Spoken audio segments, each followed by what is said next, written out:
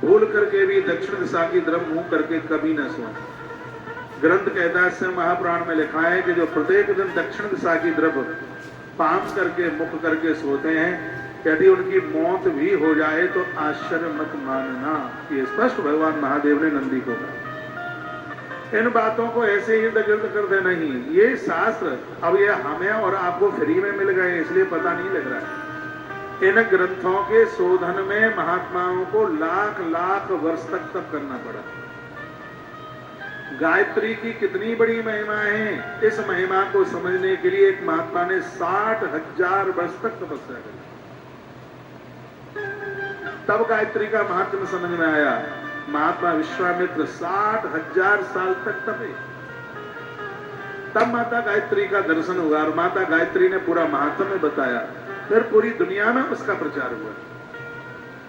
वाल्मीकि रामायण लिखने के लिए महात्मा वाल्मीकि ने अद्भुत तप किया, बहुत बड़ी तपस्या करी। वेदाता ब्रह्मा प्रकट हुए हैं वाल्मीकि रामायण को लिखवाने के लिए, रामचरितमानस को लिखवाने के लिए हनुमान और शंकर जी प्रकट हुए हैं। ये ग्रंथ ऐसे ही नहीं आ गए हैं। रामायण लिखी गई गोस्वामी तुलसीदास जी महाराज जी की 80 साल की तपस्या थी, 80 वर्ष का समय था। रामायण ऐसे ही नहीं लिख गया था। ये तो सब चीजें हमें सहज में मिल गई हैं, इसलिए इसकी वैल्यू नहीं हम समझ पा रहे। भगवान वेद व्यास ने इतना बड़ा तप किया था, भागवत तब लिखी गई।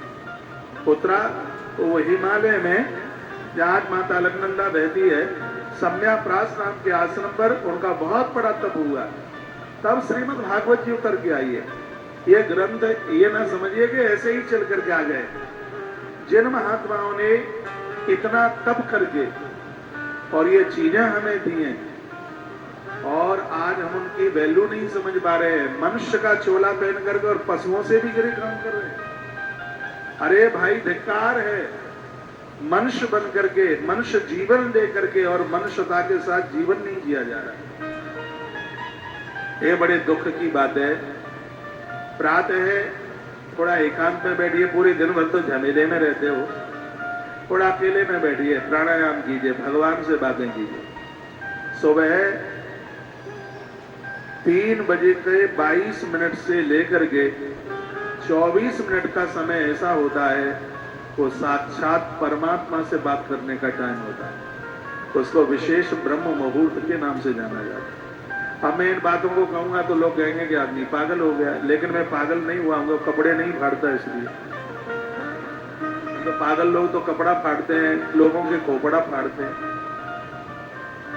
आप कुछ समय भोर में जग के देख लीजिए, अपनी रौनक, अपना ज्ञान, अपनी बुद्धिमानी, आत्मप्रसन्नता। लिखने वाला अपनी कलम से लिख नहीं पाएगा। सत्य है, मैं 19 घंटा मेहनत करता हूँ, 4 बजे से पहले सोता हूँ। आप विश्वास नहीं करेंगे, अभी मैंने यहाँ आते समय 1 गिलास दूध पिया है और 1 केला खाया है। पेट में चूहे हड़ताल कर रहे थे, एक पांव पर खड़ा रहा पूरा दिन, पूरा सुबह से लेकर के। मैं कोई अपनी बड़ाई नहीं कर रहा हूँ, मैं जिस ढंग से मैं जीवन जी रहा हूँ, यह मेरे लिए वरदान बन गया। इसलिए मैं अपना एग्जाम्पल आपको देता रहता हूँ, क्योंकि मेरा खुद का मुझसे एग्जाम्पल जुड़ा हुआ है, तो वो तो झूठ मूठ हो नहीं सकता। उसका तो मैंने अनुभव किया ही है। पूरी बॉडी के चेकअप में नजर न लगे 1% भी कोई बीमारी नहीं है। ये कोई साधारण बात है क्या?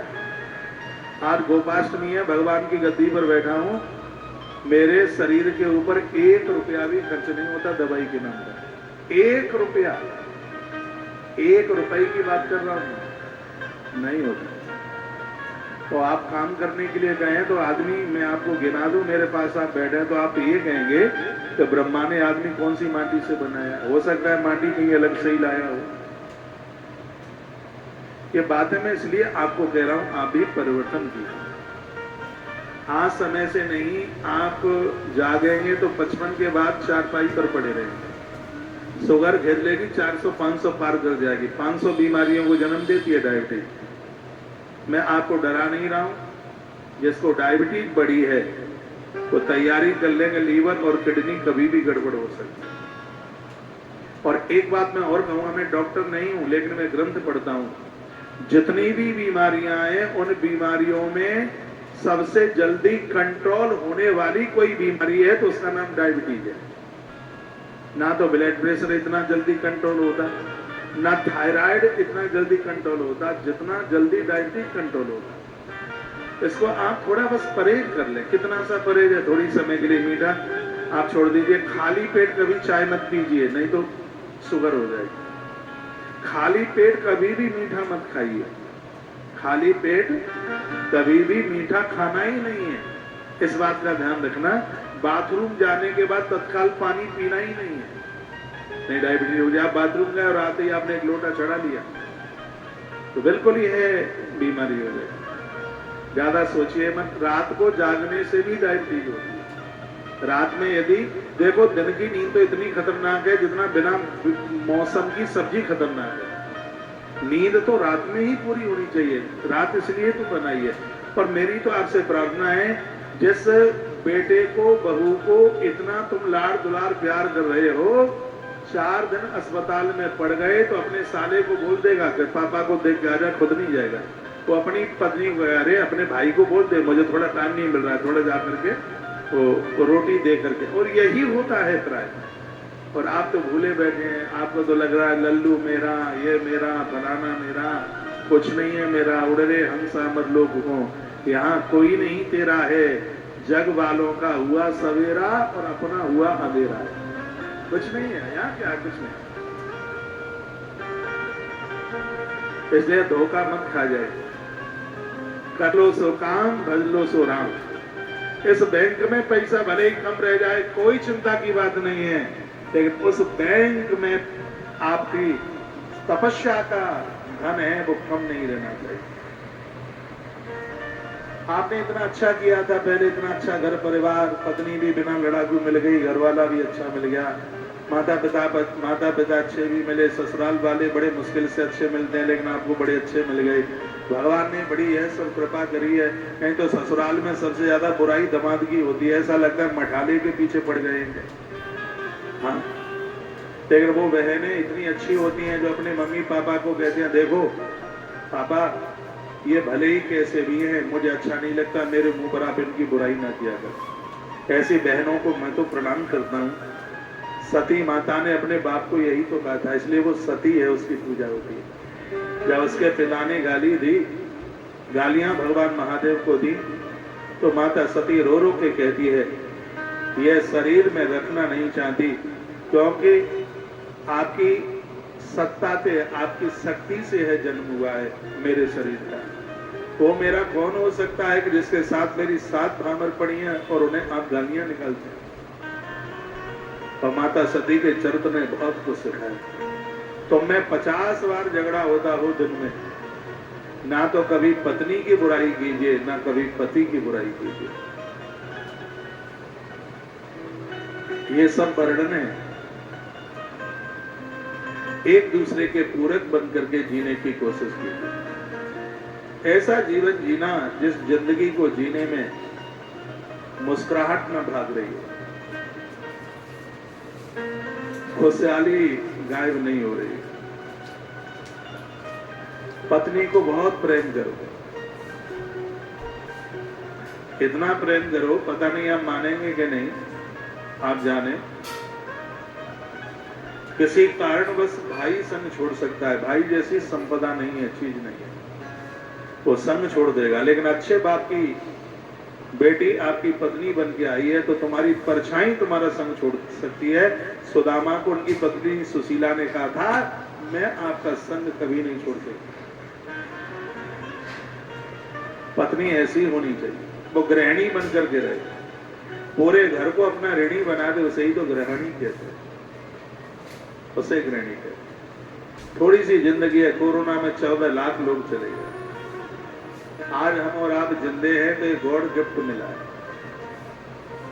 ईश्वर का धन्यवाद करो। मचा खुचा जीवन है, बिना टेंशन के, बिना चिंताओं को निकालो। ऐसा जीवन जी लो जिसमें रोग अंदर घर न बना पाए। समुद्री नमक कम खाया करो, ये आपकी रसोई में 5-4 जहर हैं, इनसे बचिए। एक समुद्री नमक, मैंने 28-29 साल से मैंने धोखे से भी ये समुद्री आयोडीन नमक नहीं खाया। मैंने 25-26 साल से लाल मिर्च नहीं खाई।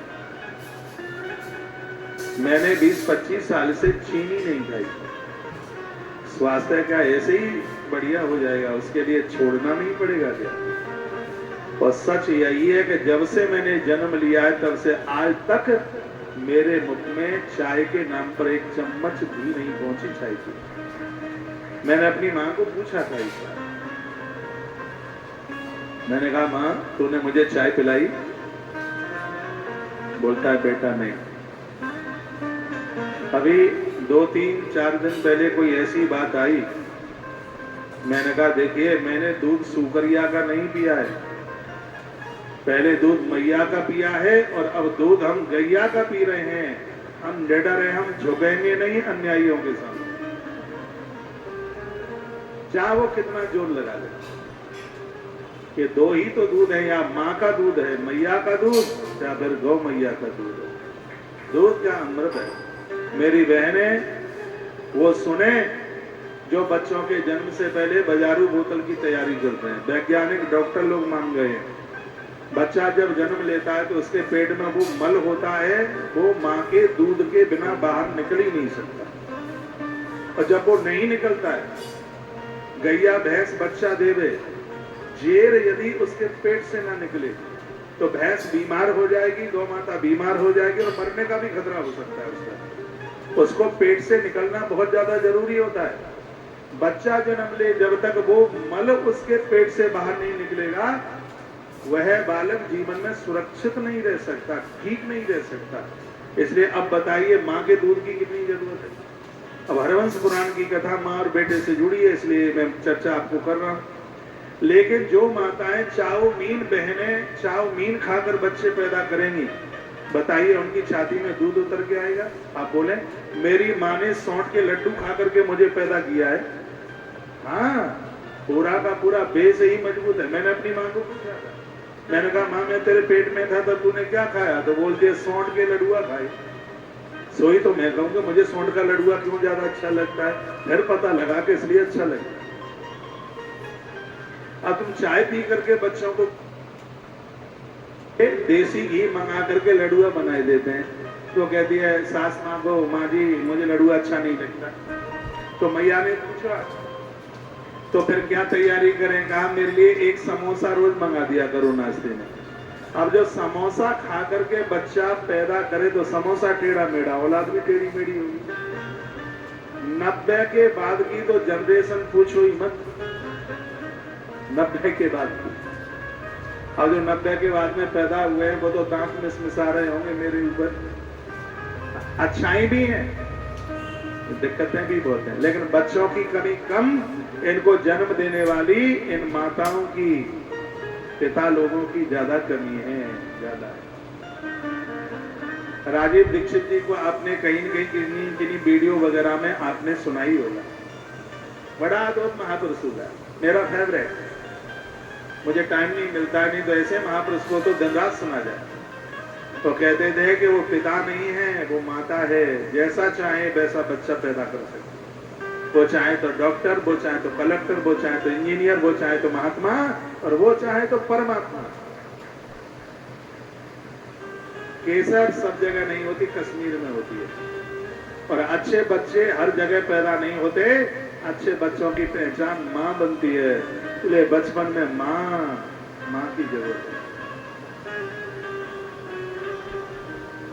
तो भगवान करे आप एक कथा सुन रहे हैं, जो बहनें इस कथा को सुन रही हैं, एकाग्र भाव से सुन रही हैं, तो हरवंश पुराण ने जो नियम लागू किए उन्हें फॉलो कीजिए। अच्छी संतान को जन्म देने के लिए क्या क्या करना चाहिए, ऐसे कौन से 5 दोष हैं जिनसे औलाद जन्म नहीं लेती। आइए मैं लौट के वहीं आ रहा हूं। अपुष्पामृत वत्साशा काकवंद्या तथैवच कन्या प्रयात च तथा सार युक्ता स्वपातके। ये किसी न किसी अपराध का परिणाम है, स्पष्ट लिखा है, पाप का कोई परिणाम है। सबसे पहले अपुष्पा, जिसको रजो दर्शन यानी ऋतुकाल नहीं होता, यदि यह नहीं होगा तो संतान का जन्म नहीं होगा। दूसरा है मृत अवस्था, जिसके बच्चे पैदा होकर के मर जाते हैं, इसको भी एक दोष बताया। तीसरा है काक बंदिया, जिसके एक ही संतान हुई, उसके बाद दूसरी संतान ही नहीं हुई, उसको काक बंदिया कहते हैं। और अगला है जिसका नाम है कन्या प्रजा, चौथा कन्या प्रजा, यानी जिसको बेटी ही बेटी हुई और उसको बेटा हुआ ही नहीं, यह भी एक दोष है। तत्पश्चात फिर कहा श्राव युक्ता, जिसके गर्भ में ही संतान समाप्त हो गई। गर्भ में संतान समाप्त होने के कई कारण हैं। गर्भ में संतान आवे, नारी रात्रि को जूठे मुंह से न सोए, ध्यान रखे, गीले पान करके न सोए और रात्रि को खुले केसों से न सोए, एक जगह पर ज्यादा देर तक न बैठे, उपवास कम करे ना के बराबर, नहीं तो नहीं भी करे तो भी ठीक है, क्योंकि गर्भ के शिशु को पौष्टिकता देना बहुत ज्यादा जरूरी होता है। और ये मैं और निवेदन करूंगा, किसी बेटी या बहू का लंबे काल से कोई उपवास चल रहा है, डिलीवरी के समय वो असमर्थ है उसको करने में, तो ऐसा भी हमारे ही ग्रंथों में वर्णन है कि उसकी सास या उसकी माँ या और कोई उस व्रत को कर ले तो उसका व्रत खंडित नहीं होता, उसका व्रत पूरा ही माना जाता है। ऐसा भी वर्णन। छत पर सीढ़ियों पर ज्यादा चक्कर न लगाए, सिरादे तली सिरादे, जय सिरादे, सिरादे। तली हुई चीजें ना ज्यादा खाए, ज्यादा मसाले ना खाए, चिकनाहट की चीजें ज्यादा ना खाए, तामसी प्रवृत्ति की चीजें हैं उनको इन दिनों में बिल्कुल त्याग दे, ऐसा वर्णन है। क्या क्या खाए वो भी वर्णन है इस ग्रंथ के माध्यम से आप सुनेंगे, क्योंकि इसका असर संतान के ऊपर बहुत ज्यादा होता है। गर्भ में बच्चा पलता है, सरकार भी 6 महीने की छुट्टी देती है। जो सरकारी कोई बहन है तो 3 महीने बच्चे के जन्म से पहले और 3 महीने उसके जन्म के बाद तक 6 महीने की गवर्नमेंट भी उसको छुट्टी देती है। गर्भ में संतान आवे, नारी अपने पियर न जाए। जब महीना 6वां 7वां चल रहा है तब तो जाए भी नहीं, क्योंकि ऐसा पियर है जहाँ नारी स्वतंत्र रहती है, कभी चाची के घर, कभी ताई के घर, कभी बड़ी मम्मी के घर, कभी सहेली के घर, कभी बाग बगीचों में। एक कथा आती है ब्रह्म वैवर्त पुराण में, एक कथा है कि राजा उग्रसेन की पत्नी, 2 नाम है, जिसके का नाम है पद्मा और दूसरा है उसका नाम पवन रेखा। इसके गर्भ में संतान थी, इसकी सास ने बहुत समझाया और वो नहीं मानी और अपने पियर चली गई। इधर उधर घूमना वो तो स्वभाव में ही होता है? पापा का घर, जहाँ प्यार मिले वो पापा का घर है, पापा का प्यार। तो बगीचे में गई घूमने के लिए, द्रुमिल नाम का राक्षस उसमें रहता था और उसकी दृष्टि पड़ी उदर के ऊपर। संभ्रांत परिवार की बहनें बेटियां ऐसे कपड़े पहनती हैं कि उनके उदर को कोई देख ना पाए। ये सदाचार है, ये संस्कार है। वस्त्र ऐसे पहने जाए कि अंगों के ऊपर किसी की निगाह, किसी की दृष्टि ही न पड़े। तो उदर खुला हुआ था। द्रुमिल नाम के निशाचर की जैसे ही दृष्टि पड़ी तो पवन रेखा की कोख से एक महात्मा का जन्म होना था, वहां कसाई कंस पैदा हो गया। ये सिर्फ दृष्टि पड़ने मात्र। कैसी संतान चाहिए आपके हाथ में। नारी ठान ले, ईश्वरीय सत्ता उसके यहां प्रकट हो जाएगी। महात्मा मतंग के शिक्षा कहानियों में 2 देवियों का जीवन अद्भुत हुआ। एक तो वह है जिसके जूठे बेर राम ने खाए, एक वह है जिसके लाल हनुमान को प्रभु राम ने हमेशा हमेशा के लिए अपने चरणों में जगह दे दी। ये दोनों की दोनों महात्मा मतंग की शिष्या हैं। माता सबरी भी और माता अंजना भी। माता अंजना रोज सूर्य भगवान को प्रणाम करती है, अर्घ देती है और वो यही कहती है, मेरी कोख से जन्म लेने वाला बालक भगवान का परम भक्त बने। ये नहीं कहा कि डॉक्टर बने, कलेक्टर बने, पैसे वाला बने, ये बने, वो बने, कुछ नहीं उसने कहा। मेरे उदर से जन्म लेने वाला बच्चा भगवान का भक्त बने, और वही हुआ। हनुमान जी भगवान के कितने बड़े भक्त बने। ये गर्भ में संतान आती है तब से ही डेवलपमेंट होना तैयार हो जाता है। फिर बाद में किसी को दोष मत देना कि ऐसा है, ऐसा है, ऐसा है, ऐसा है, ऐसा है। गर्भ में संतान आवे, जान करके मरे, अनजान करके मरे, ये अपराध है बहुत ज्यादा। गर्भ में संतान का मृत होना ठीक नहीं। इस ग्रंथ में ये 5 दोष बताए। ये अपनी ही गलतियों से होता है, इसे किसी और की गलती से नहीं, अपनी गलती से। तो सबसे पहले अपुष्पा, ऋतुकाल बंद, रजो दर्शन नहीं, मृतवत्सा, जन्म लेकर बच्चे खत्म हो जाए, काकबंध्या, एक ही संतान होकर के फिर औलाद न होवे, कन्या प्रजा, केवल कन्या ही पैदा हो, और श्राव युक्ता, गर्भ में ही बच्चा समाप्त हो जाए। तो महात्मा वैशंपायन इन 5 को दोष ही बताते हैं। कहते हैं तासाम दोषापहारार्थम हरिवंशो विगर्जति। ऐसी सर्व हरिवंश पुराण की कथा है जो इन 5 दोषों को समाप्त कर देती है। ग्रंथ में कहा गया है कि ऐसी एक कथा है जिसका रजो दर्शन ऋतुकाल बंद हो गया है, हरिवंश पुराण की कथा से उसका ऋतुकाल शुरू हो जाता है। ये इसमें वर्णन किया गया, इस ग्रंथ में कहा गया। काकबंध्या, जिसने एक ही बच्चे को जन्म दिया, ऐसी बहुत घटनाएं घटती हैं। 20-20 साल के बाद में संतानों ने जन्म लिया है। दुनिया की मुझे पता नहीं है, मेरी व्यासपीठ के माध्यम से तो 24-24 साल के बाद में संतान हुई। और आप विश्वास कर लें, इस ग्रंथ का प्रभाव ऑपरेशन हो गया, और एक बेटी, उसके बाद ऑपरेशन करा दिया, लेकिन इस कथा ने ऑपरेशन फेल करके संतान को जन्म दे दिया। एक्सीडेंट में बच्चा खत्म हो गया। मुझे सूचना मिली, मध्य प्रदेश की घटना है, पहले भी मैंने जिक्र किया हुआ, सागर के पास की खोरई। मैं गया जी जा रहा था, हर साल जाता श्री गया जी। मेरी आंख में आंसू आ गए। 23 साल का बच्चा था, युवा बच्चा था, एक ही बेटा, एक बेटी, एक बेटा, इतना बढ़िया संभ्रांत परिवार। मुझे सूचना मिली, भारी कष्ट हुआ। कष्ट की भी कोई सीमा नहीं थी। हमारे पास अपना कोई दुख नहीं है, लेकिन हम दूसरों का कष्ट सहन नहीं कर सकते, इतने कमजोर हैं, उसमें होता नहीं है। और ये सत्य घटना है। जब मुझे सूचना मिली, मैं श्री गया जी के लिए जा रहा था, मुझे ये भी नहीं पता था कि ऑपरेशन करा लिया है उस माता ने, ये भी नहीं मुझे मालूम था। मैं खुद प्रतिनिधि बनकर के जजमान बना। भागवत जी का पाठ मैंने स्वयं ने किया उनके लिए। 5-6 घंटे कथा करता था, 5-6 घंटे पाठ करता था भागवत जी का।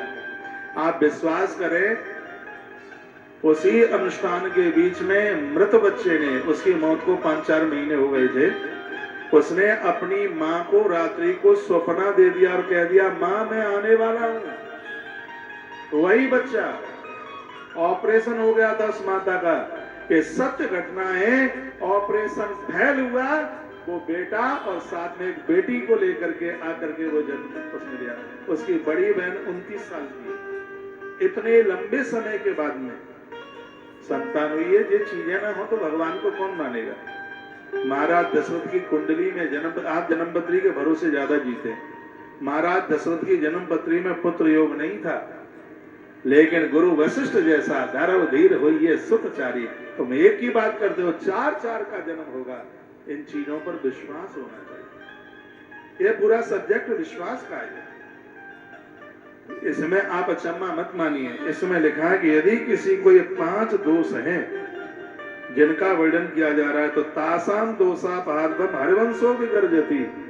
ये गर्जना करता है हरिवंश पुराण कि मैं इन 5 दोषों को खत्म कर दूंगा। मेरे सामने 5 दोषों में से एक भी टिक नहीं पाएगा। ये महात्मा वैशंपायन कह रहे हैं, वंश बेल के लिए, वंश वृद्धि के लिए इससे बड़ा तो कुछ है ही नहीं। खूब वंश वृद्धि बढ़ रही है, तो भी इसका इस कथा को सुनिएगा। कथा बहुत आनंद करती है। अब आगे की जो मुख्य बात है वो लिख लें यदि कागज कलम हो। परसों मैंने बोला था कि इस कथा को सुने तो कागज कलम अपने साथ में रखिए। घी का दान करने से वंश वृद्धि बढ़ती है, लिख लो। स्वर्ण का दान करने से वंश वृद्धि बढ़ती है। बिटिया के विवाह में आप सोना चांदी देते हैं, इसलिए देते हैं कि जो आपके घर में बहू आ रही है उसकी कोख हरी भरी बनी रहे, वो कभी निपुत्री न हो। उसके लिए बेटियों को सोना चांदी दिया जाता है। ये वर्णन है इसमें। घृत का दान करने से वंश बेल बढ़ती है। सुवर्ण का दान करने से वंश बेल बढ़ती है। वृक्ष लगाने से वंश बेल बढ़ती है। बहुत ध्यान से सुनिएगा। पेड़ लगाने से वंश बेल दिन दूनी रात्रि चौगुनी के रूप में बढ़ती है। इतनी बड़ी महिमा है।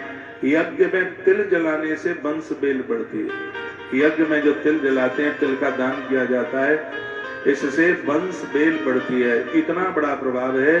नदियों के किनारे पर दिए जलाने से, दीपदान करने से वंश बेल बढ़ती है। सजग समझदार व्यक्ति को यह अवश्य में करना चाहिए। और एक बात और मैं कहना चाहूंगा, गोधूली बेला में गौ माता की पूजा करने से, आरती उतारने से वंश बेल बढ़ती है। अभी अगले अध्याय में ये बात आने वाली है, उसको गौ व्रत कहते हैं, उसे अभी आप सुनेंगे। तो ये वर्णन किया गया है हरवंश पुराण में, ये बात कही गई है। कहा गया है जो इस हरवंश पुराण को 10 बार सुनता है, 10 बार, इसको 10 बार की बड़ी महिमा है। जो 10 बार सुनता है उसकी वंश बेल डूब नहीं सकती। वर्णन है अपस्पा, अपस्पा जिसको रजो दर्शन से रहित, जिस नारी को ऋतुकाल आता नहीं है उसे हरवंश पुराण 10 बार सुनना चाहिए, उसकी बीमारी खत्म हो जाएगी। श्लोक बोले देता हूं। दशाव्रती शृणोत्येवं बीज साफल्य मापनीयात्। स्त्री पुरुष कोई भी हो, संतान जन्म नहीं ले पा रही है, नारी का रजो दर्शन ऋतुकाल नहीं है, पुरुष को भी कोई दिक्कत है, तो ऐसे स्त्री पुरुष को 10 आवृत्ति हरवंश पुराण की सुननी चाहिए। जिसके बच्चे पैदा होकर के मौत को प्राप्त हो जाते हैं उन्हें 7 बार हरवंश पुराण सुनना पड़ेगा। और आप एक ही बार सुन करके फिर गए महाराज ने तो कहा था लेकिन संतान तो हुई नहीं, तो उसके ये प्रमाण दिए जा रहे हैं इसमें। दशाव्रती पुष्पार्थम मृत वत्सातु शब्द वही। जिसको रजो दर्शन ऋतुकाल नहीं होता है उसे 10 बार, और बच्चे पैदा होकर मौत को प्राप्त हो जाते हैं उसको 7 बार हरवंश पुराण सुनना होगा। जिसके गर्भ गिर जाता है उसे 5 बार हरवंश पुराण सुनना पड़ेगा, जिसके गर्भ में ही संतान समाप्त हो जाती है। जो काक बंध्या है यानी जिसको एक ही संतान हुई है फिर औलाद हुई ही नहीं, उसको 3 बार हरवंश पुराण की कथा सुननी पड़ेगी। और जिसको केवल कन्या ही कन्या है और बेटा है नहीं, उसका काम 1 बार कथा सुनने से पूरा हो जाएगा। ऐसा इस ग्रंथ में वर्णन किया गया है। बात समझ में आ रही है कि मैं ऐसे ही ताली बजवा रहे? तो वर्णन कन्या प्रसूत एकाव्रतिम। इस ग्रंथ में तो लिखा है कि बेटी पुण्यों से पैदा होती है, पुण्यों से बेटी पुण्यों से आती है। फिर भी वंश वृद्धि के लिए एक बेटा चाहिए। बेटा नहीं है तो पति पत्नी को तो कोई दिक्कत नहीं है, लेकिन ये घर द्वार परिवार रिश्तेदार वाले ये नहीं जीने देते। कैसे से महापुराण में एक ऐसी कथा आती है तो मैंने सुनाई है पूर्व में। मैं कहना चाहूंगा ये बहुत बड़ा अपराध है कि किसी नारी को या पुरुष को ऐसे शब्द बोलकर अपमानित करो। ये बिल्कुल ठीक नहीं है, कभी भी ठीक नहीं है। यह गलती, ये त्रुटि कभी ना करें। अब आपको कहीं बुरा ना लग जाए इसलिए मैं हिचक रहा हूं बोलने में। जिस नारी को संतान नहीं है उसको निपुत्री कहने से अपने बच्चों की उम्र कम हो जाती है, ऐसा हरवंश पुराण में लिखा है। अपने बच्चों को पीड़ा हो जाती है, उनको आफत आ जाती है, उनको दिक्कत आ जाती है। इसलिए कभी भी किसी नारी को ये शब्द बोलकर उसे अपमानित मत कीजिए, नहीं तो बड़ी दिक्कत हो जाएगी, बहुत बड़ी परेशानी खड़ी हो जाएगी। मैं वहीं प्रसंग में आ रहा हूं। कन्या प्रसुस्का वृत्तिम सुत्ता पुत्र मापन्यात जीवतावधिकम श्राव्यम सर्वदोषोपशांतये। कह दिया केवल कन्या पैदा हुई है जिनको उन्हें एक आवृत्ति हरवंश पुराण की कथा सुनकर वह पुत्र प्राप्त कर सकती है। हरवंश पुराण में जिन नियमों की बात कही गई है उसका पालन कर ले।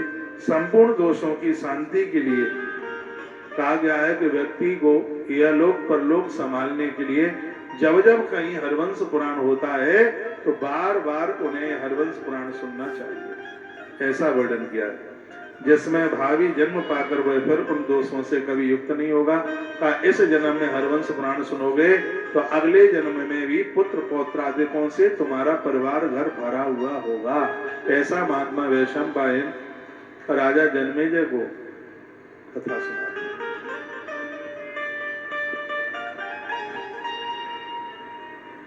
हरिवंश पुराण का पाठ उत्तम और मध्यम भेद से दो प्रकार का होता है। लिखा है कि यदि अर्थ सहित इसका पाठ या श्रवण किया जाए तो यह उत्तम है। तो यहाँ दोनों, संस्कृत का उधर चल रहा है, हिंदी का इधर चल रहा है, इसलिए इसको उत्तम माना जाएगा। आप ठीक से सुन नहीं रहे, मुझे ऐसा क्यों लग रहा है? इसका दो प्रकार का पाठ है, एक है उत्तम और एक है मध्यम। तो संस्कृत भी और उसका हिंदी भी दोनों चले तो उसको उत्तम माना गया। इसलिए यहाँ संस्कृत में पाठ, यहाँ A to Z पूरा का पूरा संस्कृत में पाठ आनंद गिरि शास्त्री जी के द्वारा, संस्कृत में अंदर बच्चे बैठे हैं ब्राह्मण देवता, तो संस्कृत में पाठ हो रहा है और संस्कृत का अनुवाद व्यासपीठ से आप सुन रहे हैं, इसलिए इसको उत्तम पाठ माना गया है। मध्यम भेद से भी दो प्रकार का है कि यदि अर्थ सहित इसका पाठ श्रवण किया जाए तो उत्तम, बिना अर्थ के पाठ किया जाए तो उसको मध्यम श्रेणी का माना गया। उत्तमम सार्थ पाठम च मध्यम च निरर्थकम। अगली बात कही बिनार्थम शुद्ध पाठे से तो उत्तमेन समूह। यदि कोई ऐसा ब्राह्मण है जो पाठ करने में बिल्कुल त्रुटि न करे तो सिर्फ संस्कृत में पाठ करने से भी उस पाठ को उत्तम माना गया है। उसको यदि संस्कृत में पाठ करने से यदि कोई त्रुटि हुई है तो उसका हिंदी में पाठ करने से वो त्रुटि का अपराध है वो समाप्त हो जाए। इतनी अच्छी अच्छी बातें कही। आप संस्कृत में पाठ करते हैं दुर्गा सप्तशती का, और आप संस्कृत तो पढ़े नहीं है और आपने कहीं अशुद्ध उच्चारण कर दिया तो अपराध लग गया, उसको भगवत अपराध कहते हैं। यदि कहीं संस्कृत बोलकर उसमें आपने हिंदी में पाठ कर दिया है, उसको हिंदी में पाठ किया तो वो दोष उसी समय समाप्त हो जाता है। ग्रंथ कहता है, बहुत ध्यान से सुनिएगा, व्यासपीठ से अशुद्ध संस्कृत ना बोले अपराध हो जाएगा। और खूब बोल जाती है, स्पीड में बोल जाती है, अशुद्ध संस्कृत हमसे भी बोल जाती होगी, हम ये नहीं कहते कि हमसे नहीं बोलती, लेकिन ये जरूर कह रहे हैं यदि कभी अशुद्ध संस्कृत बोल जाती है तो जो हम हिंदी में उच्चारण कर रहे हैं इससे उसका प्रायश्चित हो जाता है तत्काल। नहीं तो वक्ता व्यासपीठ पर 4 घंटे की कथा बोले तो इतना अपराध हो जाएगा। उतनी बढ़िया जो नियम जिसके बताए गए उस नियम से श्लोक नहीं, इसमें तो स्वर भंग भी हो जाए श्लोक बोलते हुए तो उसमें भी दोष लग जाता है। लेकिन भगवान ने बड़ी कृपा करी है, यदि संस्कृत बोलते समय स्वर भंग हो गया उसको अपराध लग गया, लेकिन जिस यहाँ एक बात है, जो उसने वो श्लोक बोला है उसकी व्याख्या मनगढ़ंत ना करे, इतना ध्यान रखे उसकी व्याख्या हिंदी में वही होनी चाहिए जो संस्कृत का श्लोक बोल रहा है। तो संस्कृत का हिंदी अनुवाद करते ही यदि संस्कृत बोलने में त्रुटि हुई है तो तत्काल उस त्रुटि का प्रायश्चित हो जाएगा। ऐसा लगेगा। मेरी आवाज बहुत दूर देश तक जा रही है और यह बात साधारण नहीं है जो मैं भी बोल गया हूं। कोई भी आप पाठ करते हैं, संस्कृत में आपने पाठ किया शुद्ध नहीं हुआ, उसकी हिंदी पढ़ लीजिए, अपराध का प्रायश्चित हो जाएगा। इसमें यही बात का वर्णन किया गया है, कहा गया है बिना अर्थ के भी यदि शुद्ध पाठ ठीक से हो गया है तो उत्तम है, और कहीं उसमें त्रुटि हो गई है और आपने हिंदी में पाठ कर लिया है तो वो दोष समाप्त होता हुआ वह भी पाठ अपने आप में उत्तम हो जाता है। ये वर्णन किया है। मैं तो कहूंगा कि रामायण की चौपाइयां भी आप पढ़ते हैं तो उसकी हिंदी भी पढ़िए। चौपाइयां बड़ी कठिन है, बिल्कुल पिसी हुई रखी है कड़ी में कड़ी। बहुत बार तो चौपाई बड़ी अशुद्ध हो जाती है बोलने में, लेकिन उस समय उसका आप हिंदी बोल लेते हैं तो उसका प्रायश्चित हो जाता है। और भी बड़ी अद्भुत बात कही गई। क्या कहा गया? कहा गया इस कथा को 9 दिन में पूरा कर दिया जाए तो उत्तम कथा, 21 दिन में पूरा किया जाए तो मध्यम कथा, और 31 दिन में पूरा किया जाए तो सबसे निम्न कथा। 9 दिन की इसकी महिमा है। जैसे रामायण में नवाहन पारायण और मास पारायण दो है ना, जो नवाहन पारायण 9 दिन में रामायण को पूरा किया जाता है उसका बहुत बड़ा भारी महत्व है, तो 1 महीने में किया जाता है उसका कम है। उसी प्रकार से इतना टाइम मिले इस कथा को 9 दिन में पूरा किया जाए तो उत्तम, और 21 दिन में पूरा किया जाए तो मध्यम, और 31 दिन में यानी 1 महीने में पूरा किया जाए तो निम्न है। फिर वो फल तो मिलेगा लेकिन उतना नहीं मिलेगा जितना 9 दिन में मिलेगा। इसलिए एक सब को समझ करके हमने भी 9 ही दिन का आयोजन रखा है। ये नहीं है कि सब आपको बोलने के लिए है, इसके ऊपर खुद ना चले।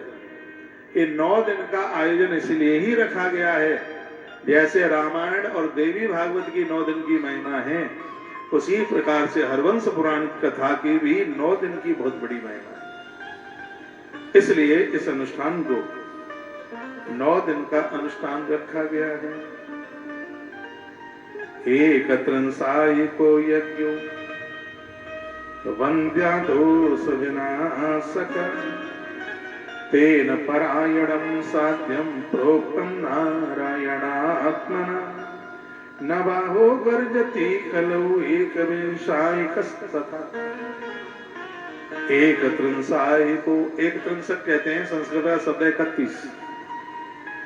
तो 31 दिन में यज्ञो बंध्या दोष विनाशका गौ व्रतम तो श्रियाम कार्यम पारणम पुरुषेण च। जिस नारी को संतान हो ही नहीं रही है तो ये ग्रंथ कहता है कि उस नारी को, उस स्त्री पुरुष को गौव्रती करना चाहिए। गौव्रती किसे कहते हैं? 1 महीने का व्रत है, 31 दिन का है। क्या है गौव्रती? इसको ठीक से सुन लीजिएगा। ये कोई तुम्हें सुनाने वाला नहीं है और मुझे भी टाइम मिलेगा नहीं, क्योंकि मैं साल में एक ही बार हरवंश पुराण कहता हूँ और हर साल कथा में कोई न कोई बदलाव होता है। पिछले साल जो नहीं बोल पाए वो अब बोल रहे, अब छूट जाएगा उसको आगे बोले। एक उस नारी के लिए जिसको संतान नहीं है, और मैं तो ये कहूंगा कि जिसको संतान है भी उसको भी साल में एक गौव्रती व्रत नारी को करना चाहिए। 31 दिन में पूरा होता है। होता कैसे? श्रवणारंभणे राजन यथावत कथयामिते। जैसे मैं आपको बोल रहा हूं ना कि सावधान पूर्वक सुनो, महात्मा वैशम पायन भी राजा आपको बार बार कहते हैं कि सावधान होकर के सुनो, कहीं नींद न लगे, झपकी न लगे, मोबाइल पर ध्यान न हो, खड़े होकर जाने का मन न हो। इसलिए सावधान होकर कथा सुनी जाएगी, तभी ये कथा अपने आप में प्रभाव दिखाएगी। तो क्या कहा गया है इसमें? ये कैसे होता है? कहा गया है कि इसमें राजन हरवंश कथा का श्रवण आरंभ करना हो तो पहले स्त्री और पुरुष को भी गौ व्रत करना चाहिए। राजा ने पूछा गौव्रत क्या होता है? कहा गौव्रत के लिए कहा व्रत के अंत में पुरुष को भी गौव्रत, फिर व्रत के अंत में उसका पारण भी स्त्री पुरुष दोनों को करना चाहिए। इसकी विधि मैं तुम्हें यथावत बता रहा हूँ, सुनिए। इसका आरंभ करके अंत तो गत्वा 1 मास तक इस शुभ व्रत का अनुष्ठान करना उचित है। स्त्री को चाहिए तो वह मन में अत्यंत प्रसन्न होकर के चतुर्थी तिथि को प्रातः काल उठकर नियम पूर्वक गौव्रत करने का संकल्प ले। चाहे वो कृष्ण पक्ष की चौथ हो और चाहे शुक्ल पक्ष की चौथ हो, चतुर्थी से लेकर के चतुर्थी तक, चौथ से लेकर के तीज तक तो ये समझ लीजिए 30 दिन होंगे, लेकिन चौथ से लेकर के चौथ तक ये दिन 31 हो जाए। 5 तारीख से लेके 5 तारीख तक दिन होंगे 31 और 5 तारीख से 4 तारीख तक दिन होंगे 30। तो इसमें चतुर्थी से चतुर्थी तक का वर्णन किया है, इसलिए इसमें वर्णन है कि यह अनुष्ठान 31 दिन का है। सुन लो कैसे होगा। प्रातः काल से सूर्य अस्त तक ये 12 घंटे का व्रत है। 12 घंटा प्रातः काल से सूर्यास्त तक, जब तक गैया चरने के लिए गई है और जब तक गौ माता लौट के नहीं आ जाती तब तक नारी जल भी नहीं पीती, अन्न को तो छोड़िए पानी भी नहीं पीती। गैया सुबह चरने को जाती है और रात्रि को गोधूली की बेला में जब गौ माता चर के आती, लिखा सूर्यास्त काल पर्यंतम यावद ग्रामागमो भवेत् आगतां च सवत्साम ही पूज्यत्वा यथा विधि। सुनिए क्या लिखा है। जब संध्या काल में सूर्य अस्तांचल की तरफ गया है, गोधूली की बेला में गैया चरकर गांव में लौट के आ गई है, तब तक अन्न और जल ग्रहण नहीं किया जाता। जब गौ द्वार पर आ जाए तब बछड़े या बछिया सहित विधिवत पहले उसकी पूजा करें, प्रचुर मात्रा में उसको भूसा घास दे करके और तत्पश्चात नहा धोकर गौ माता की परिक्रमा करके पूजन करके फिर ही उसमें दूध ग्रहण करें। इसमें गौ माता के दूध को लेने की बात कही गई। इसमें दूध ग्रहण उसमें करें। इसमें वर्णन किया गया है कि पहले आप दूध ले लें, सुबह से आप बिल्कुल भूखे रहें, भले ही आप 2 चम्मच दूध लें, भले ही आप 50 ग्राम दूध लें, लेकिन अपना व्रत अन्न से नहीं खुलेगा। इसमें अन्न आप लेंगे, लेकिन जैसे एकादशी का व्रत करने पर गंगाजल और तुलसी पत्ते से ही व्रत खुलता है, ऐसा थोड़ी है कि एक दिन व्रत रास हो एक बिलंदा रोटी छिलने के लिए बैठ जाए सुबह ही। जैसे 11 का व्रत करने वाले अपना व्रत तुलसी पत्र से गंगाजल से खोलते हैं, उसी प्रकार से गौ व्रत करने वाली नारी अपना जो व्रत है इसको गौ माता के कच्चे दूध से इसको खोलती है। उसके बाद में आरती पूजा पाठ के बाद में फिर वो भोजन लेती है। भोजन सात्विक होता है। सबको जमाने के बाद पति और पत्नी पास में बैठ करके भोजन करते हैं, एक थाली में नहीं करते। एक थाली में बैठकर भोजन करने से अनुष्ठानी करने वाले लोगों का अनुष्ठान खत्म हो जाता है। तुम में प्रेम कितना भी हो लेकिन कभी एक थाली में भोजन न किया जाए। इसको हमारे ग्रंथों में दोष बताया गया। गुरुजनों की थाली का बचा हुआ भोजन अमृत की तरह होता है, लेकिन जब तक उनकी आज्ञा ना हो तब तक उनकी थाली का भी बचा हुआ हम ले नहीं सकते प्रसाद। या हमारे ग्रंथों में बहुत लोगों को जूठा खाने की बड़ी आदत है। ये पुरुष लोग घरवाली का ज्यादा जूठा खाते हैं और ये बताना चाहते हैं कि हम तुम्हें बहुत प्रेम करते हैं। ऐसा कुछ भी नहीं है, ये बुद्धू बना रहे हैं श्रीमान जी। हाँ, और आप तो इतनी सीधी है कि हाल ही इनकी देखो, ये पुरुष लोग तो दांत मिसमिसा रहे हैं, मेरे ऊपर कथा सुना रहे हो कि लड़ाई करवा रहे हो। और विशेष रूप से आपने नवरात्रा का व्रत किया, दोनों ने और कोई व्रत किया, एक ही थाली में आप बैठ करके जीम रहे। बहुत लोग तो सार्वजनिक जगहों पर भी कथा में गए हैं, तीर्थों में गए और उन भंडारों में नहीं नहीं नहीं नहीं जरूरत नहीं। हमें एक आज में देखा है ना, एक ही थाली में 4 महाराज लगड़ बग्गा की तरह लगे हुए थे और लगे थे जोर से। यहां से तो सब अच्छा लगता है, इनको क्या पता लगड़ बग्गा किसे कहते जानते हो? अच्छा,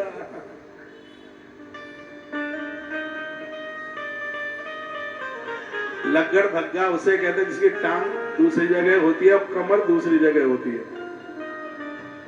तो जो खड़े होकर के खाते हैं तो इनकी फोटो खींच लेना, लगड़ भग्गे जैसे लगते। टांग वहां है, कमर वहां है, हाथ कहीं है, कोहनी कहीं है, थरिया कहीं है और मोड़ा कहीं है। भोजन तो बैठ के जूते चप्पल उतार के होना चाहिए। भोजन और भजन इन दोनों का आनंद धरती पर ही बैठ के, जमीन पर। तो मैं कितना भी प्रेम हो, लेकिन सार्वजनिक जगह पर तो थाली अलग ही अलग होनी चाहिए। तो इससे ऐसा थोड़ी है कि घरवाली रूठ जाएगी। इन पुरुषों को, मर्दों को कहूंगा, यदि घरवाली रूठ जाए तुम्हारी तो ये जिम्मेवारी मेरी है। डोंट वरी, आप चिंता ही ना करें, मेरी बहनें कभी नहीं रूठेंगी। वो तो कहती हैं कि हमने महाराज की कथा में सुना है और आप क्यों ये झूठा खाते हैं, बिल्कुल ठीक नहीं है। लेकिन श्रीमान जी कथा तो सुनते नहीं, सुन को पता। तो इसमें बड़ी अद्भुत बातें कही गई है। वसम पुष्कलम दत्ताया वनम कुर्ते स्वयं एव मासे चौथ्याम सा सुकल्याम व्रतमाचरेत। इसमें गौ माता का घी का दिया जलाया जाता है अखंड 31 दिन, एक क्षण के लिए भी दिया बुझता नहीं। ये मैं कहना चाह रहा हूं, जो आपको संतान हुई है ये बड़े पुण्यों का परिणाम है। कि ऐसे ही नहीं आ गई। उन राजाओं की कथा पढ़िए, तरस गए थे औलाद के लिए। लोग कहते हैं कि सुतदारा और लक्ष्मी पापियों के घर हुए, लेकिन हरिवंश पुराण कहता है कि पापियों के घर कुकर मुत्तों की तरह औलाद हो जाएगी, शराबी ज्वारी कबाड़ी पैदा हो जाएंगे। श्रवण कुमार जैसे बच्चे तो किसी पुण्यों का ही परिणाम है, ये बिना पुण्यों के नहीं जन्म लेते। और बच्चे ठीक जन्म नहीं लिए तो ये गलतियां आपकी हैं। ये दोष किसी और को नहीं देंगे। ये दोष माना था गांधारी ने। गांधारी ने कहा था कि गलतियां हुई हैं, हमसे हुई हैं, त्रुटियां हमसे हुई हैं। यदि हमसे गलती न होती तो ऐसे, अब उसमें तो ऐसा शब्द लिखा है कि मैं व्यासपीठ से नहीं बोल सकता, ऐसी औलाद पैदा नहीं होती। लेकिन मां कुंता के, मां कुंती के पुण्य थे। ऐसे बच्चों ने जन्म लिया जो आंख का पलक ऊपर से नीचे गिरे, इतनी देर के लिए भी वो द्वारकाधीश के बिना नहीं रह सकते। ये मां का संस्कार। इसलिए अच्छी औलाद, अच्छी नहीं औलाद, ये आपके किए गए कार्यों का परिणाम है। ये पति और पत्नी का संबंध ये वासना का खिलौना नहीं है। ये क्रीड़ा मृगी और ये क्रीड़ा मृग नहीं है। ये आपके खानदान को 4 कदम आगे ले जाने के लिए परमात्मा का महावंश आपके रूप में उतर के आया है। वो महावंश, ये हरिवंश है और आप महावंश है। ये उनकी कृपा से सृष्टि के सृजन के लिए आपका जन्म धरती पर हुआ है। पूज्य डोंगरे जी महाराज कहा करते थे, आपने कुनबे को दिया जलाने के लिए एक बच्चा दे दिया, दूसरे के कुल को चलाने के लिए आपने एक बेटी दे दी है। हमारे ग्रंथ कहते हैं ज्यादा से ज्यादा जो हो गए, लेकिन कम से कम 2 बच्चे तो होने ही चाहिए। महाभारत कहता है 2 चाहिए।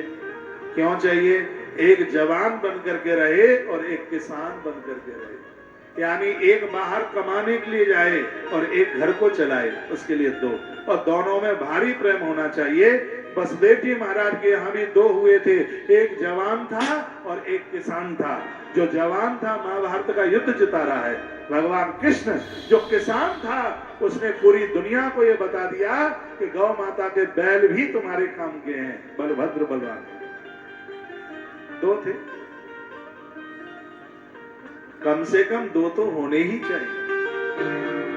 ये दूसरे धर्म वाले तो बढ़ाने में लगे, संख्या बढ़ा रहे, अल्पसंख्यक बहुसंख्यक बन रहे हैं। और जो बहुसंख्यक हैं वो अल्पसंख्यक भी।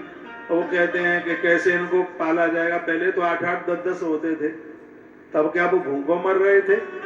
तब क्या वो पेट नहीं भर रहे थे? मैं कहना चाहूंगा, आप उन्हें रुपया पैसा न दे पाए, आप ठीक से उनको संस्कार दे दीजिए। लक्ष्मी धन संपदा तो महाराज उसकी परिक्रमा करेंगे।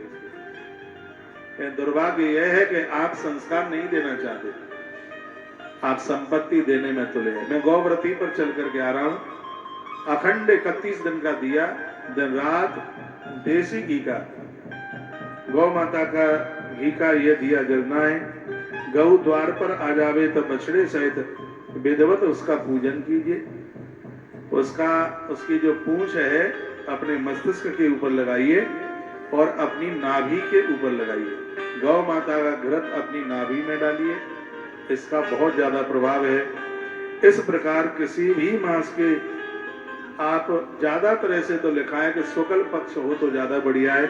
लिखा है यहाँ एवं मासे चतुर्थ्याम सा शुक्लयाम व्रतमाचरेत। शुक्ल पक्ष की चौथ से ये शुरू करें आप और शुक्ल पक्ष की चतुर्थी को ही ये पूरा कर दें। ऐसा समय आप नियुक्त करना जिस समय में नारी इस पूजा के समय में ऋतुकाल में नहीं जा रही है। फिर उसके नीचे भी वर्णन किया गया है, ऐसी एक गौ माता है जिसे सूतक पातक नहीं लगता। ऋतुकाल में आप किसी भी देवी देवता को नहीं छू सकते। सूतक लग गया, किसी की गमी हो गई है या घर में सोवड़ हो गई है, आपके घर का कोई पानी तक नहीं पी सकता। लेकिन ऐसे सूतक पातक में भी गौ माता को प्रत्येक दिन रोटी दी जा सकती है। 84 लाख योनियों में ऐसी गौ माता है जिसे सूतक वगैरह से बाहर रखा गया है। ऋतुकाल में नारी किसी भी देवी देवता को नहीं पूछ सकती, यहाँ तक किसी को स्पर्श नहीं कर सकती। लेकिन ऐसी गौ माता है ऋतुकाल में भी गौ माता को स्पर्श करने में नारी को कोई दोष नहीं लगता, किसी भी प्रकार का दोष नहीं लगता।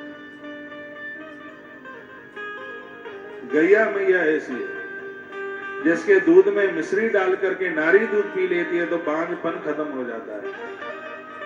और कोई पुरुष उसके दूध में घी डाल करके ले लेता है तो उसको नामर्दगी समाप्त हो जाती है। ऐसी कोई बीमारियां जिससे वो संतान को जन्म देने के लायक नहीं है पुरुष। तो सबसे बड़ी जो दवाई है, औषधि है, गौ माता के दूध में 1 चम्मच घी डाल करके फेंट करके उसे पीजिए, उसकी वो बीमारी खत्म हो। कल आंवला नवमी है, मालूम है? श्री ब्रज में 12 वन की परिक्रमा लगती है। मनौती मनाते हैं, कहते हैं कि हे प्रभु कृपा कर दीजिए, हमारा बेटा बड़ा हो गया है, हमारे घर में भी एक बहू आ जाए तो प्रभु हम आपकी जुगल जोड़ी की परिक्रमा लगाएंगे। ज्यादातर ऐसे कल की परिक्रमा में पति और पत्नी दोनों परिक्रमा लगाते हैं। पति पत्नी दोनों परिक्रमा लगाते हैं तो इनके आपस के कलह समाप्त हो जाते हैं। कभी किसी ने मुझे पूछा, कहा महाराज जी तलाक लेने की नौबत बन गई है, बड़ा मुश्किल है, जीवन गुजारना, कोई उपाय है क्या? मैंने कहा कि कार्तिक शुक्ल पक्ष की आंवला नवमी के दिन 12 वन की परिक्रमा इस व्रत की लगाइए तो ये खतरा ही मिट जाएगा। आज वो दोनों इतने प्रेम के साथ रह रहे हैं कि एक दूसरे के बिना नहीं रह सकते। जिनमें कुतरा बिल्ली जैसा बैर था, इस परिक्रमा ने इतना आनंद कर दिया। और मैंने बहुत बार बोला है, जिन बच्चों की शादी हुई है वह दोनों मिलकर जुगल जोड़ी की परिक्रमा लगाएं। इसको जुगल जोड़ी की परिक्रमा कहते। परिक्रमा में तो 16 घंटा लगता है, लेकिन बड़ी अद्भुत परिक्रमा है। कल के दिन आंवला पूजने की बड़ी महिमा है। रविवार को आंवला की पूजा नहीं होती है, आंवला खाया नहीं जाता, लेकिन आंवले का जो वृक्ष है वो नवमी के दिन प्रकट हुआ है। नवमी के दिन, आंवला नवमी के दिन कोई भी दिन पड़ जाए, हर दिन आंवला की पूजा, ये कल वाली नवमी के लिए, ये ऐसा हमारे ग्रंथों में वर्णन है। तो एक बात मैं और कहूंगा, कल आंवले का दर्शन करना, बंदन करना, पूजन करना मैं भी करूंगा। और आज ही मैंने ग्रंथ में बड़ा अद्भुत पढ़ा है, उन्हें 100 यज्ञ करने का तत्काल फल प्राप्त हो जाता है, संपूर्ण तीर्थों में स्नान करने का फल प्राप्त हो जाता है। जो आंवला नवमी के दिन एक लोटे में तुलसी पत्र और आंवले का फल डालकर उसके द्वारा भगवान श्री कृष्ण को स्नान कराया जाए, उनका अभिषेक कराया जाए। एक ही लोटे में आंवले का फल डालिए, उसमें तुलसी का पत्र डालिए और उस धात्री फल और तुलसी पत्र के जल के द्वारा, तुलसी दल के जल के द्वारा भगवान नारायण का या भगवान गोविंद शालराम भगवान का महाअभिषेक कीजिए, बहुत आनंद हो जाएगा। कल का दिन बहुत बढ़िया है, युगाब्द तिथि है ना। कल 4 तिथियां युगाब्द है। युगाब्द तिथि किसे कहते हैं? जिस तिथि में युग आरंभ होता है उसे युगाब्द तिथि कहते हैं। वराह पुराण में वर्णन है, क्या वर्णन है? जिस दिन सतयुग प्रकट हुआ उसको अक्खा तीज के नाम से जाना जाता है, जो वैशाख शुक्ल पक्ष में पड़ती है ना, तृतीया, अख तीज उसे बोलते हैं। तो ये युगाब्द तिथि है। बिहारी जी का चरण दर्शन होता है, बद्रीनाथ भगवान का कपाट खुलता है, परशुराम भगवान का प्राकट्य होता है उसी तिथि में। ये तिथि बड़ी अद्भुत है। जिस दिन सतयुग प्रकट होता है उस दिन अक्षय तृतीया होती है, अक्खा तीज होती है। जिस दिन त्रेता आरंभ होता है उस दिन ये कल वाली तिथि होती है जो कल आ रही है। त्रेता आंवला नवमी से प्रकट होता है। वो तिथि साधारण नहीं हो सकती जो त्रेता युग को पैदा करती है। कल का दिन ऐसे ही सोते खाते पीते ना निकाल देना, हो सके तो वृंदावन की परिक्रमा लगा लेना। पूरा 12 वन नहीं लगा सकते हो तो वृंदावन की 4 कोस की तो लगा ही लोगे, 2 घंटा लगता है। सुबह जल्दी से निकल जाना, 2 घंटे में आ जाओगे। मैं तो 1.5 घंटे में लगा देता हूं, आपको 2 सवा 2.5 लग जाएगा। कल का दिन बड़ा अद्भुत है, बहुत ज्यादा विशेष है। कल की तिथि में त्रेता आरंभ होता है,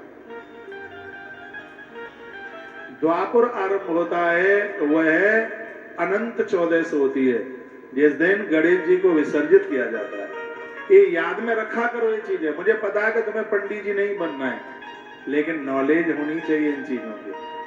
और हमारी व्यासपीठ की कथा सुन सुन के आधे से ज्यादा तो पंडित पंडितानी बन गए कथा सुनते सुनते। तालियां मरी मराई क्यों बजा रहे हैं?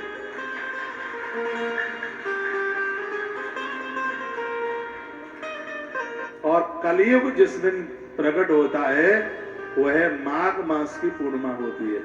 जिस दिन प्रयाग का स्नान पूरा होता है तो पूर्णिमा होती है, जिस दिन कलयुग प्रकट होता है। लेकिन वरदान मिला है, जो माघ पूर्णिमा प्रयाग में नहाएगा कलयुग उसके घर में प्रवेश नहीं कर पाएगा। कुंभ आ रहा है, मालूम है 2025 में कुंभ है। 13 जनवरी से शुरू हो रहा है और 12 फरवरी को पूरा होगा, क्योंकि माघ पूर्णिमा 12 फरवरी को है।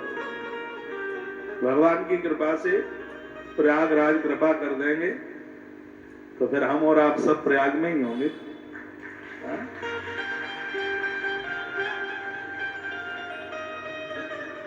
बहुत आनंद लेंगे श्री प्रयाग में।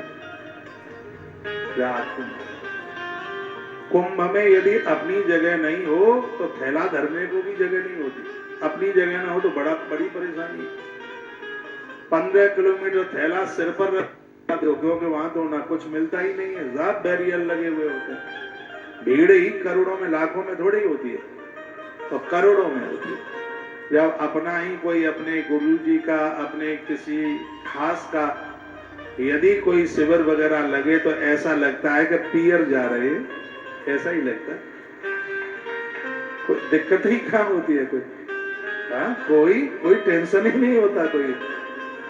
तो बस भगवान की कृपा हो जाएगी तो आदमी तो कुछ नहीं कर सकता, लेकिन भगवान की कृपा से तो सब कुछ हो सकता है। तो मैंने तो आज गौ माता को बोला है कि मैया कृपा कर देना, एक बार प्रयाग का कुंभ नवा दे। तो हमारे सब जगह तो लग ही गए हैं ज्यादातर ऐसे, लेकिन प्रयाग में तो अभी लगा नहीं है। तो पहले जब वो अर्ध कुंभी आई थी उस समय गौशाला का मुहूर्त था, उद्घाटन था, इधर की तैयारियों में लगे हुए थे। तो अब के बाद भगवान की कृपा से यदि ये ऐसा हो जाए, अभी मैं पक्का नहीं कह रहा हूं, मैंने गौ माता के ऊपर छोड़ रखा है, लेकिन मेरी व्यासपीठ से जो शब्द निकला है भगवान की कृपा से वो पूरा ही हुआ है, ये मुझे पता।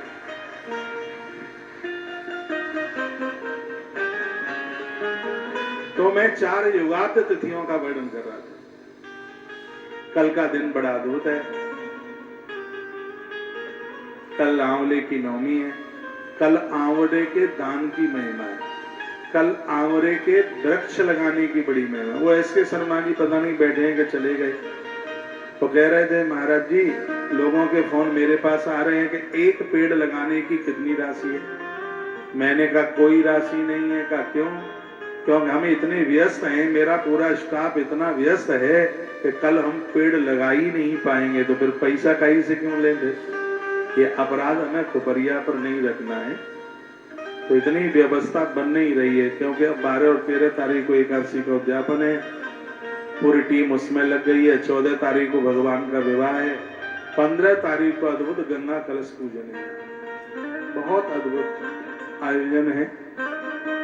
14 तारीख को भगवान नारायण पर बैकुंठ 14 से है ना, उस दिन देखे ना कि भगवान को बेलपत्र कैसे चढ़ाए जाते हैं। अब तो एक एक दिन बड़ा अद्भुत है। वीडियो सब हमने डाल दी हैं कि कल की नवमी आप कैसे मनाएं, कैसे पूजन करें। हमारे YouTube चैनलों पर वो सब आप सुन लीजिएगा। यदि आपको घर में कोई जरूरी काम नहीं है और आप फ्री हैं, बहू और बेटों ने सामान लिया है, तो अब तो बाबा सोवे जा घर में और पाम पसारे बा घर में, कह दो मस्ती के साथ लंबी टांग करके अब हम तो वृंदावन में ही सोएंगे, तुम संभालो अपना घर। 15 तारीख करके जाइए, कार्तिक पूर्णिमा करके जाइए। हम बहुत बड़े तीर्थ में बैठे हैं। यदि कोई जरूरी काम है तो फिर शरीर से चले जाना, मन को मोहन के पास छोड़ जाना।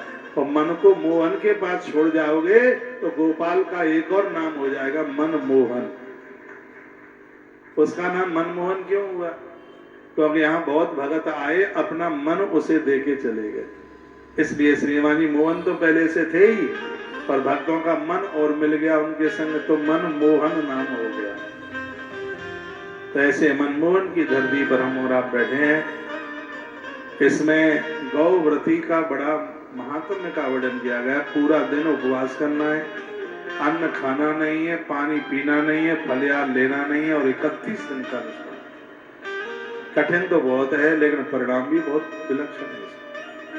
साधारण औलाद नहीं आएगी, परमात्मा ही किसी न किसी रूप में चल के आएगा।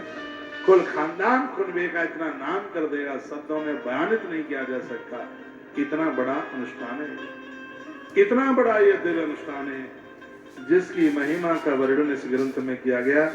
चतुर्थ्याम प्रातरुत्थाय श्रियाष्टेन चेतसा, लिखा है कि सुबह भोर में जगे तो लड़ते लड़ते नहीं, मुस्कुराते हुए प्रसन्न होकर धरती माता को वंदन करे, सास ससुर को प्रणाम करे, सूर्य उदित होने से पहले नहाए, धुले हुए वस्त्र पहने, गौ माता की चांदी की प्रतिमा सामने रखे और उसके ऊपर फूल पत्तियां चढ़ावे। और संध्या के समय में जब चर के घास फूस चर के गौ माता वन से लौटे, और उस समय इसमें उसी गैया का ज्यादा पूजन होता है जो गैया चर के वापस लौटी है, भले ही गैया चरने को नहीं जाती हो। और वह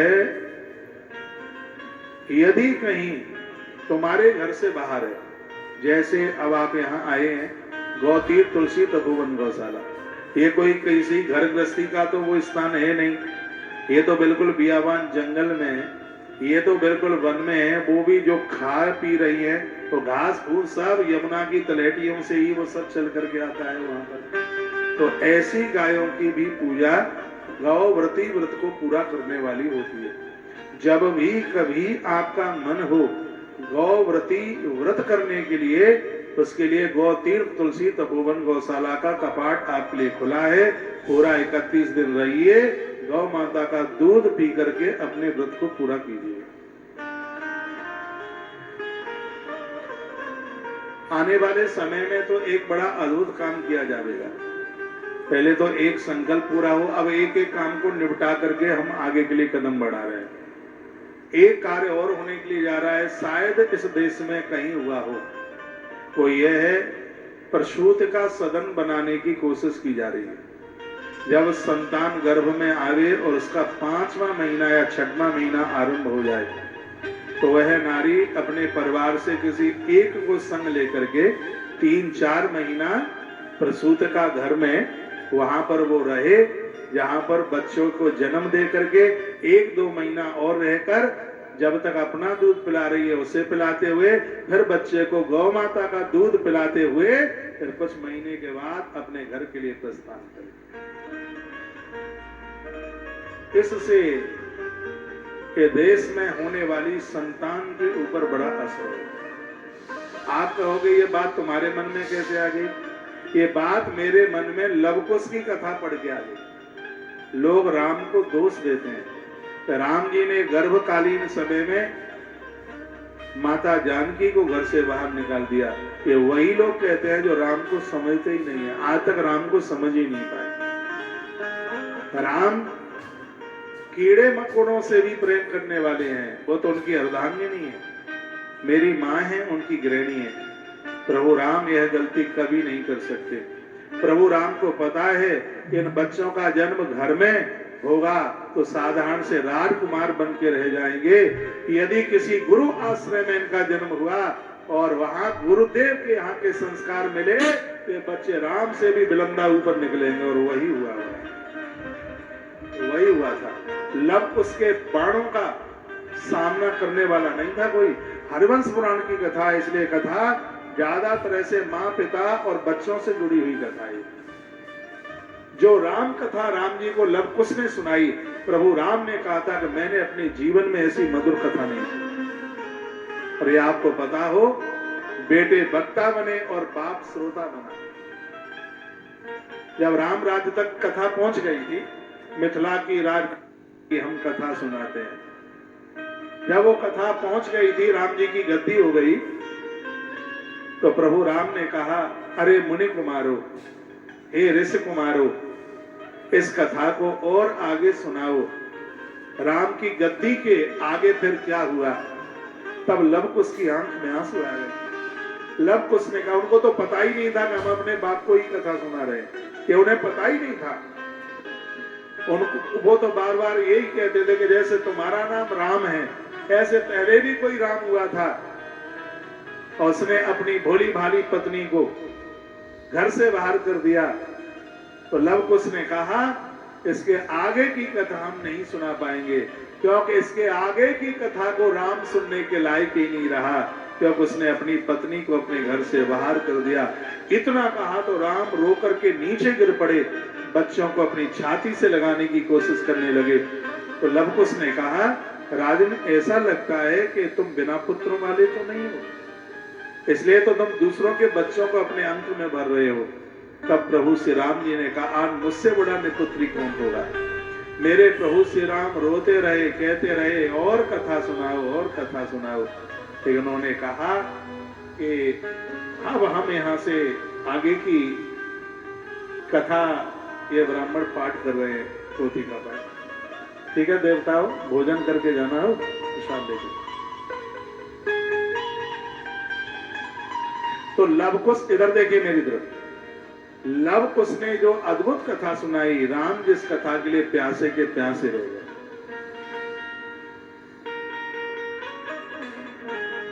ये प्रभाव कब हुआ? राम के मन में बात आई कि बच्चे वन में एक गुरु आश्रय में जन्म लेंगे तो वो बड़े विशेष हैं।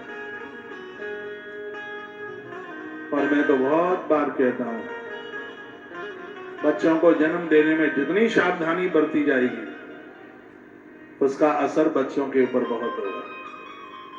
आप उस समय में कहीं गुरु आश्रम में ना पहुंच पाए तो गुरुजनों के द्वारा जो संबोधित की गई हैं, उन ग्रंथों को तो पढ़ सकते हैं, उन किताबों को तो पढ़ सकते हैं। राम जन्म की चौपाइयां बालकांड में पढ़ सकते हैं, श्रीमद् भागवत में गर्भ स्तुति पढ़ सकते हैं। इन सब चीजों का बहुत भारी असर होता है। बहुत बहुत धन्यवाद है आप सबका। आज घोड़े ने मुझे लात मार दी है, मुझे तो लग भी नहीं रहा था कि मैं कथा कह पाऊंगा। एक घोड़ा है हीरा, मेरा दोस्त है, मैं तो उसकी टांगों में लेटा रहता हूं, लेकिन जब आज मैं उसके मुंह में मुंह डाल करके बहुत देर तक मैं उसको लाड प्यार करता रहा, पता नहीं वो बंदूक देख करके डर गया या कैमरे वालों का कैमरा देख करके डर गया या और लोग हल्ला गुल्ला कर रहे थे, तो ऐसा उसको ऐसी चिढ़ आई तो उसने पीछे की दोनों लात इतनी जोर से मारी कि मेरी यहाँ पर पसलियों में वो लात लगी। 10 मिनट के लिए तो ऐसी स्थिति थी कि मेरे अंदर से आवाज निकलना बड़ा मुश्किल था। यहाँ तक का मुझे अपने जीवन में एक घोड़े की लात खा करके पहली बार जमीन में लेटना पड़ा।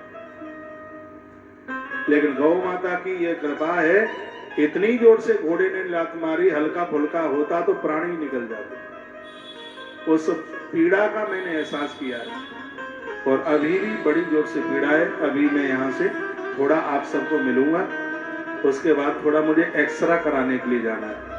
मुझे पता है कि एक्सरे में कुछ भी नहीं निकलेगा, पक्का और पक्का नहीं निकलेगा, लेकिन पीड़ा है, बैठना बड़ा मुश्किल हुआ है। अब तो मुझे याद आ गया, लेकिन जितनी देर तक कथा कह रहा था तो याद नहीं था। लेकिन मिलूंगा अभी आप सबको। आधा पौन घंटे के बाद मैं थोड़ी देर के लिए मैं निकलूंगा। बस मुझे तो ये भी नहीं पता कि एक्सरा वृंदावन में होगा कि मथुरा में होगा, कभी जरूरत पड़ी नहीं है, पता नहीं है कहाँ होगा। हाँ, तो नहीं तो अभी और एक आधा घंटा आपको बिठा करके रखता। वैसे भी भोर में थकान ऐसी कुछ भी नहीं है, और मुझे कथा कहने में तो कोई परहेज ही नहीं है। कथा तो चाहे जितने घंटे करा लीजिएगा।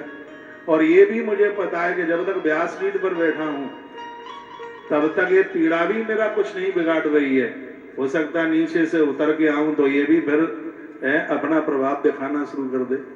मैंने 1.5 घंटे की कथा आपको सुनाई है, लेकिन कहीं से किसी भी एंगल से ऐसा नहीं लगा होगा कि मैं पीड़ित होकर के बैठा हूं, मेरी पसलियों में दर्द हो रहा है, तो भान ही नहीं। हाँ, उस बात का बस गैया मैया की कृपा से सुरक्षित है। परेशानियां बहुत आती हैं, कभी गाड़ी एक्सीडेंट हो जाती है, कभी लोग गाड़ी पर प्रहार कर देते हैं, कभी कुछ हो जाता है, लेकिन गौ माता की कृपा से सब आफतें ऊपर से निकल जाती हैं। आफतें तो बहुत आती हैं, ऐसी बात नहीं है, बहुत दिक्कत परेशानी। अरे हम भगवान तो है नहीं, इंसान है साधारण से। दिक्कतें तो भगवान के भी रास्ते में बहुत आई, दिक्कतें नहीं आई। बकासुर आया भगवान को मारने के लिए, पूतना आई, जन्म से ही इतनी दिक्कतें, लेकिन हमने तो इन परेशानियों का सामना करना सीखा है, हार मानी नहीं है, परेशानियों को भी चुनौती देने की कोशिश की है। भगवान की कृपा से आज गोपाष्टमी के भावी समय पर बहुत आनंद के साथ में उत्सव मनाया है, बहुत खुशी के साथ, बहुत प्रसन्नता के साथ। आज के इस अनुष्ठान का किंचित मात्र भी यदि मुझे पुण्य मिला हो तो मैं उस पुण्य को अपनी सभी बहनों को समर्पित करता हूं। उनके आंगन में सुंदर सा बालक उसकी किलकार गूंजे, ईश्वर के चरणों में मेरी ऐसी प्रार्थना है।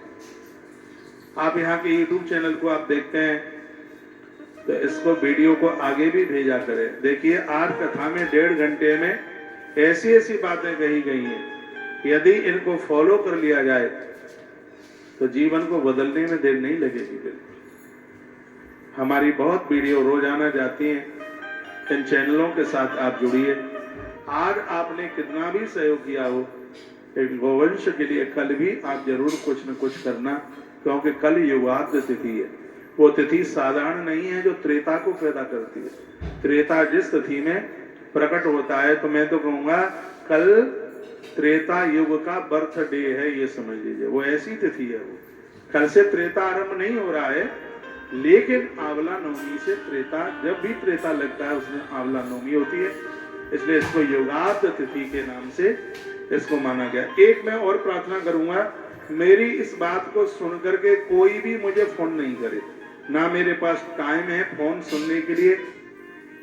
इस पावन ट्रस्ट के तत्वाधान में तुलसी तपोवन गौशाला अथवा गौ माताओं के निमित्त चल रही